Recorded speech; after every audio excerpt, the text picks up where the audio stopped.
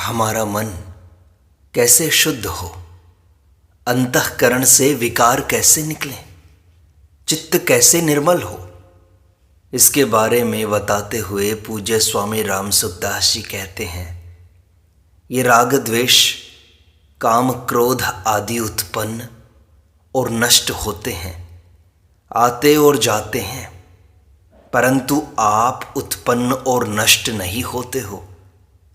तो फिर ये राग द्वेष आदि दोष आपसे अलग हुए ना। अलग होने से ये आपके अंदर नहीं है, यह बात दृढ़ हुई। अतः दृढ़ता से यह विचार होना चाहिए कि ये मेरे नहीं हैं।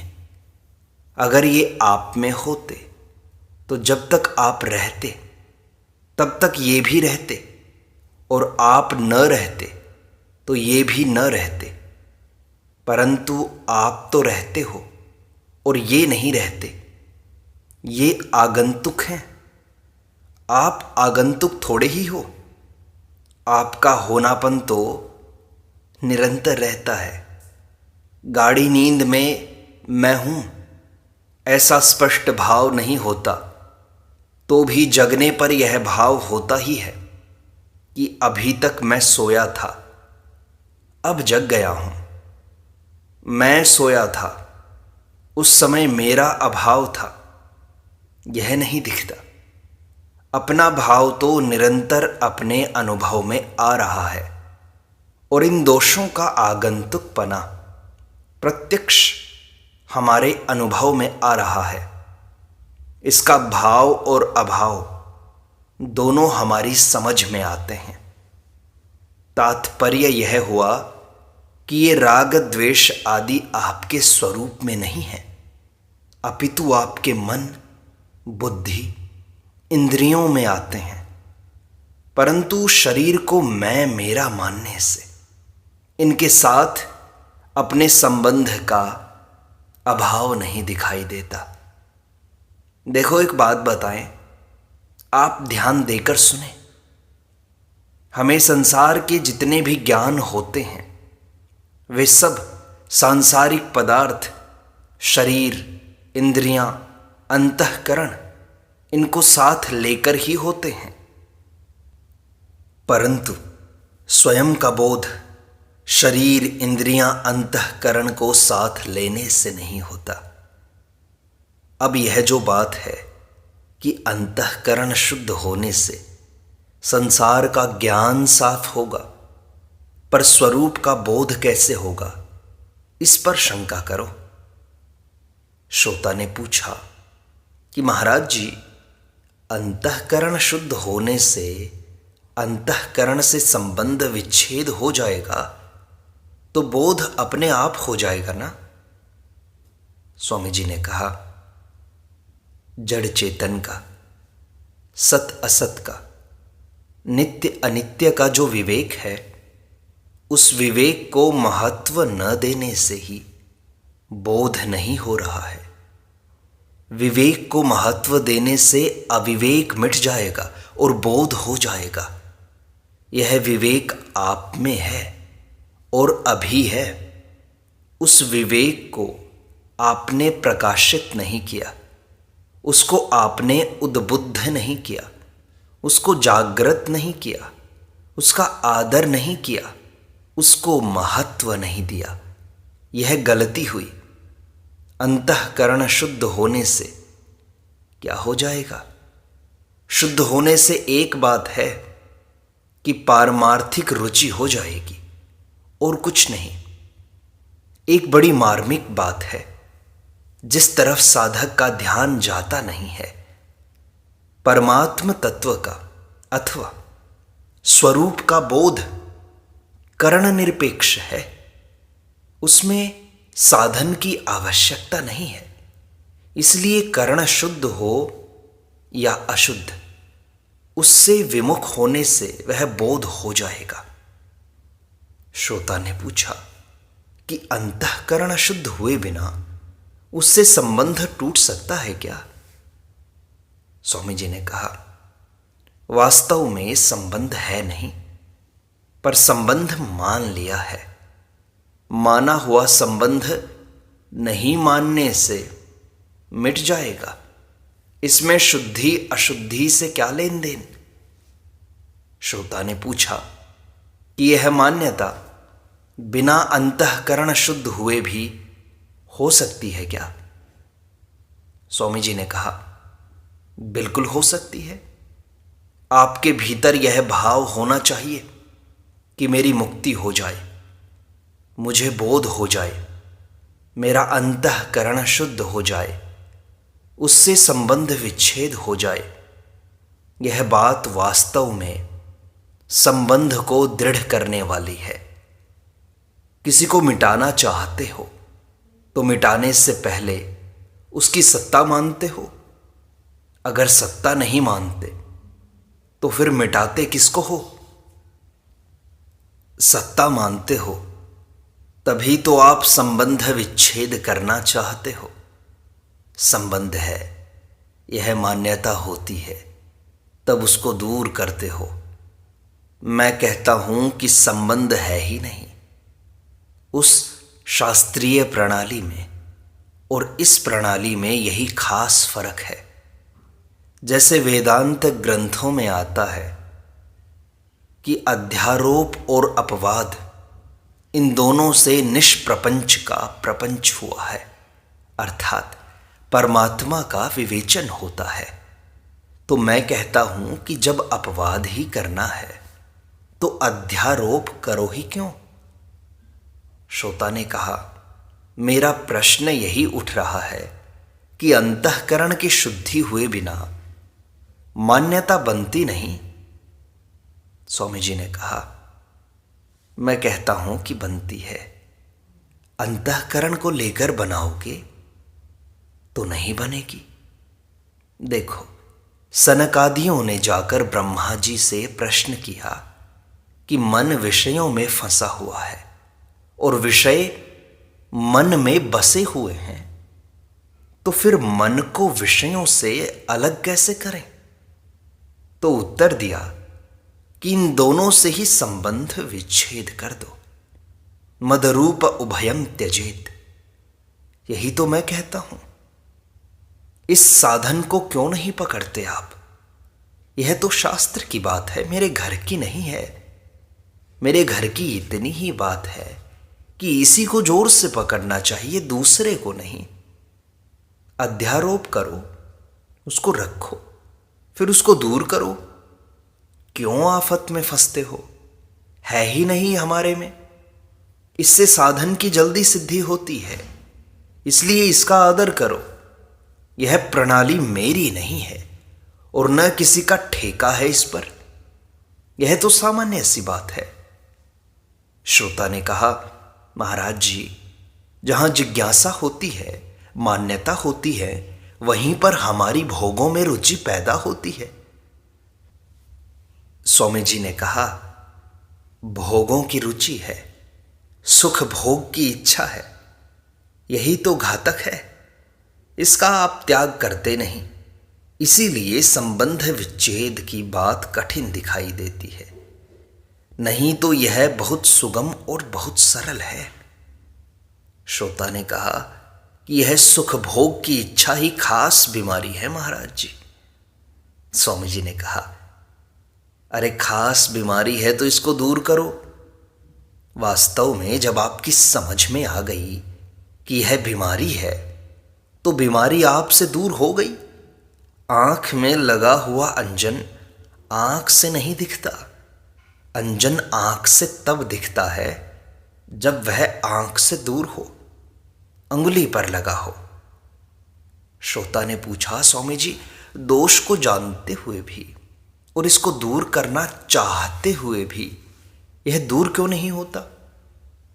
स्वामी जी ने कहा, जब तक सुख की इच्छा है तब तक वह दोष दूर नहीं होगा।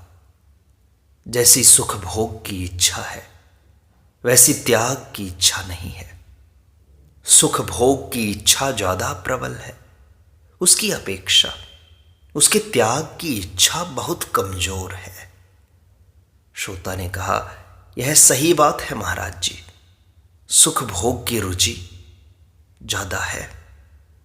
स्वामी जी ने कहा, तो सुख भोग की रुचि को दूर करो भाई, और उस रुचि को दूर करने में आपको अभ्यास तो करना पड़ेगा। अगर अभ्यास न करके यह मेरे में है नहीं इसको मान लो तो बहुत जल्दी काम हो जाए। वास्तव में अंतःकरण की शुद्धि करने की अपेक्षा अंतःकरण से संबंध विच्छेद करो तो यह बहुत जल्दी सिद्धि करने वाली बात है। संबंध विच्छेद करने से जो शुद्धि होगी वह शुद्धि करने से नहीं होगी। बच्चा माँ की गोदी में रहता हुआ शुद्ध नहीं होता। माँ के मोह पूर्वक स्नेह में पला हुआ बालक निर्मोही नहीं हो सकता। बाप का मोह कम होता है तो बाप के पास रहने वाला बालक सुधरेगा। अध्यापक का मोह और कम होता है तो उसके पास रहने वाला बालक और ज़्यादा सुधरेगा। तत्वज्ञ जीवन मुक्त का मोह होता ही नहीं, इसलिए उसके पास कोई रहेगा तो वह बहुत शुद्ध हो जाएगा, सुधर जाएगा। इस तरह यदि आप अंतःकरण को अपना मानते रहोगे तो वह शुद्ध नहीं होगा। मेरापन रूपी मल तो लगाते जाते हो और कहते हो कि शुद्ध कर लूँगा। कैसे शुद्ध कर लोगे? मेरा है ही नहीं। यह बात बहुत ही शुद्ध करने वाली है और जल्दी शुद्ध करने वाली है। इसी बात को लेकर मेरी प्रणाली और तरह की दिखती है। वह दूसरी प्रणाली भी मेरी पढ़ी हुई है, देखी हुई है, तथा यह प्रणाली भी देखी हुई है। उस प्रणाली में देरी लगती है, जल्दी सिद्धि नहीं होती। आप ही देख लो, इतने वर्षों से सत्संग करते हैं, साधन करते हैं, पर वास्तविक सिद्धि कितनों को मिली? अशुद्धि को आदर देते हुए, अपने में मानते हुए उसको दूर करना चाहते हो, इससे वह दूर होगी नहीं। वास्तव में आपके स्वरूप में यह है नहीं। गीता जी में कहा, शरीरस्थोपि कौन्तेय न करोति न लिप्यते, अर्थात शरीर में स्थित रहता हुआ भी आपका स्वरूप शरीर में स्थित नहीं है, कर्ता और भोक्ता नहीं है। इस प्रकार सीधे स्वरूप को ही पकड़ने की मेरी प्रणाली है, यह कोई नई बात नहीं है। श्रोता ने कहा, पर स्वामी जी, रामायण में तो ज्ञान को कठिन बताया गया है और आप कहते हैं कि सरल है। स्वामी जी ने कहा, देखो भाई, आप प्रमाण दोगे तो मैं चुप हो जाता हूं, पर मैं मानूंगा थोड़े ही इस बात को।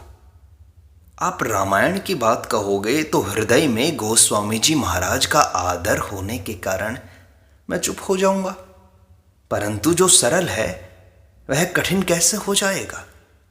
गोस्वामी जी महाराज ने इसको सरल कहा है। निर्गुण रूप सुलभ अति, सगुन जान नहीं कोई, सुगम अगम नाना चरित, सुनी मुनि मन भ्रम होई। यह और किसी की वाणी है क्या? यह गोस्वामी जी की ही वाणी है। उन्होंने सरल ही बताया है इसको। श्रोता ने कहा, महाराज जी, बात समझ में तो आती है पर आकर भी नहीं आती। स्वामी जी ने कहा, भाई देखो, बात एक ही है, वह है सुख भोग की इच्छा। इसको आप छोड़ते नहीं। सुख भोग लें और संग्रह कर लें, ये दो चीज़ें हैं। मेरे पास वस्तु हो जाए, रुपया हो जाए, इतना आधिपत्य हो जाए और इनसे मैं सुख भोग लूँ, यह खास बाधा है। न सुख बाधक है और न संग्रह बाधक है। सुख और संग्रह की जो इच्छा है, यही महान बाधक है। इस इच्छा से लाभ किसी तरह का नहीं है और नुकसान किसी तरह का बाकी नहीं है। नरक, 84 लाख योनियाँ, संताप, जलन, चिंता, भय, ये सब इस इच्छा में है। श्रोता ने पूछा कि इस इच्छा को मिटाने के लिए क्या किया जाए? स्वामी जी ने कहा, दूसरे का हित कैसे हो, दूसरे को सुख कैसे हो, दूसरे का सम्मान कैसे हो, दूसरे को आराम कैसे मिले, यह लगन लग जाए। जहाँ अपने सुख की इच्छा है उस जगह दूसरे के सुख की इच्छा हो जाए, लगन लग जाए, तो अपने सुख और संग्रह की इच्छा मिट जाएगी। ना मिटे तो कहना। जो दूसरों के हित में रत है उनको भगवान ने सगुण और निर्गुण दोनों की प्राप्ति बताई है। सगुण की प्राप्ति में बताया, ते प्राप्नुवन्ति मामेव सर्वभूत हिते रताः, और निर्गुण की प्राप्ति में बताया, लभन्ते ब्रह्म निर्वाणम इत्यादि से। यह जो आप ज्ञान मार्ग समझकर इन बातों को टाल देते हो, कृपानाथ ऐसा ना करो। ज्ञान में, भक्ति में, कर्म योग में, सब में विवेक उपयोगी है। विवेक के बिना आपका साधन ठीक तरह से चलता ही नहीं। विवेक तो उसके लिए भी उपयोगी है जो स्वर्ग की प्राप्ति चाहता है, सकाम भाव से सिद्धि चाहता है। उसका शरीर तो यहीं रह जाएगा, फिर स्वर्ग जाएगा कौन? इसलिए जो बंधन का कारण है उसमें भी विवेक जरूरी है। जो अपना उद्धार चाहता है उसके लिए तो विवेक बड़ा भारी उपयोगी है। जो इसकी उपेक्षा करते हैं वो गलती करते हैं। भगवान ने तो गीता का आरंभ ही इसी से किया है कि शरीर और शरीरी, देह और देही दो हैं, एक नहीं है। वास्तविकता यही है। इसी वास्तविकता का अनुभव करना है। वास्तविकता का अनुभव नहीं करोगे तो और क्या अनुभव करोगे? श्रोता ने पूछा, विवेक परमात्मा का स्वरूप है क्या महाराज जी? स्वामी जी ने कहा, हाँ, स्वरूप हो जाता है। विवेक नाम है दो चीज़ों का और परमात्मा है एक चीज़। विवेक परमात्मा में परिणत हो जाता है। विवेक की जगह परमात्मा ही रह जाता है। श्रोता ने पूछा कि विवेक को कैसे जागृत करें फिर? स्वामी जी ने कहा, यही तो मैं माथापच्ची कर रहा हूं। आप और हम मिल करके अभी क्या कर रहे हैं? विवेक को जागृत करने की बात ही कर रहे हैं। विवेक के लिए अभ्यास जरूरी नहीं है, विचार जरूरी है। अभ्यास से मुक्ति नहीं होती और विचार से मुक्ति बाकी नहीं रहती। भगवान ने जीव को अपना कल्याण करने के लिए ही मनुष्य शरीर दिया है। इस दृष्टि से मनुष्य योनि वास्तव में साधन योनि है। साधन योनि होने के नाते मनुष्य मात्र अपना कल्याण कर सकता है, जन्म मरण से मुक्त हो सकता है। क्यों हो सकता है? क्योंकि वास्तव में वह मुक्त है। इसलिए साधक को सर्वप्रथम इस सत्य को दृढ़ता से स्वीकार करना चाहिए कि मैं मुक्त हो सकता हूँ। क्यों हो सकता हूँ? क्योंकि मैं मुक्त हूँ। मैं परमात्मा को प्राप्त कर सकता हूँ। क्यों कर सकता हूँ?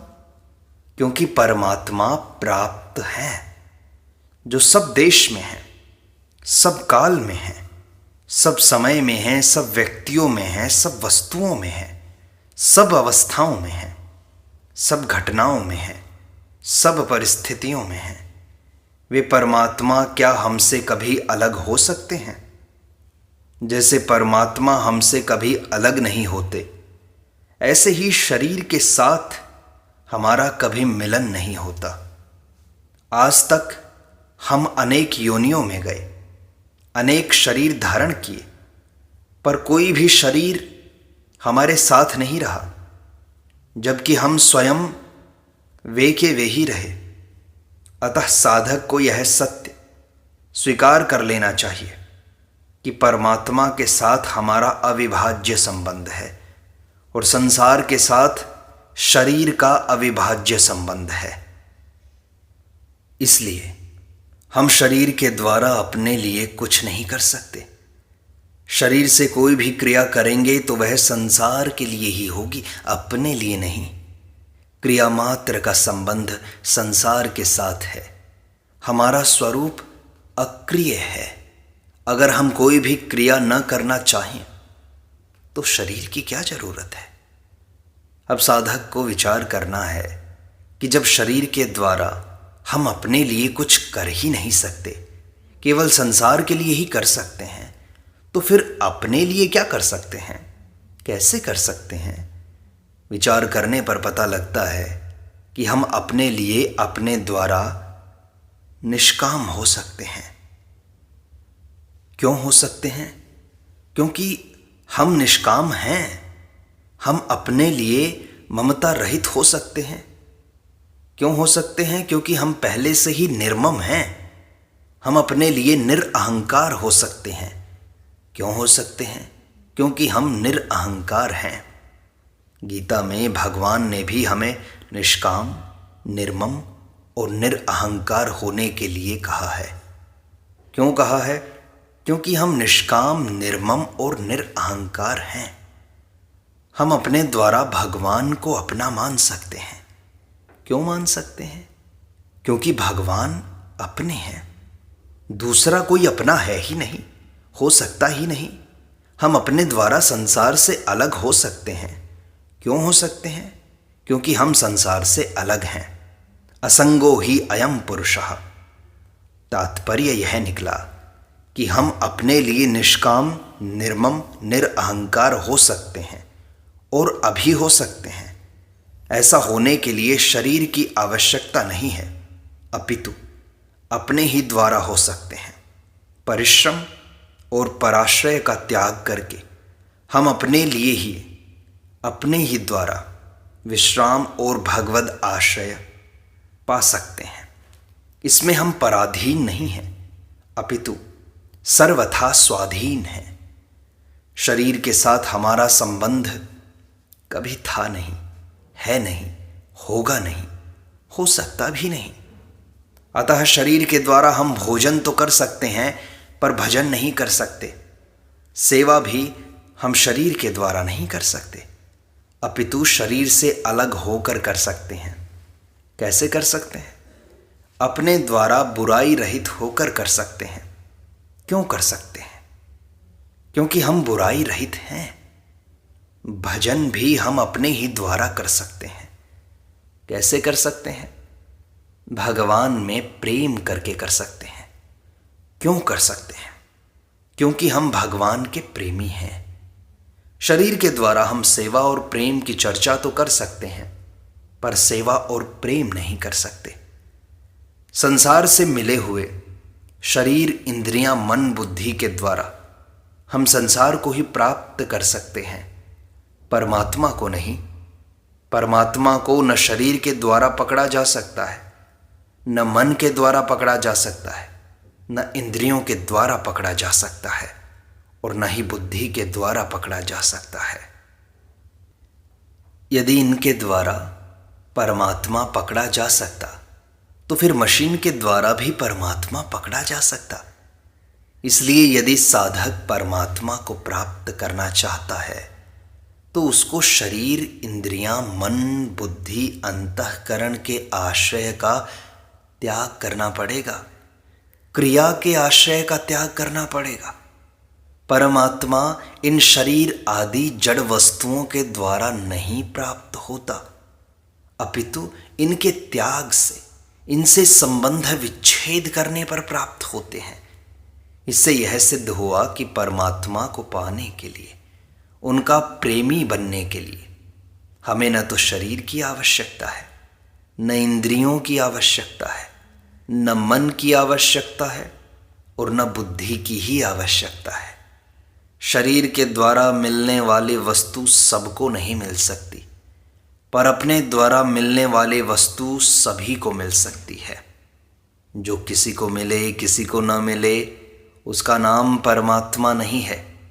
परमात्मा तो वह है जो सभी को मिल सकता है। क्यों मिल सकता है? क्योंकि वह मिला हुआ ही है।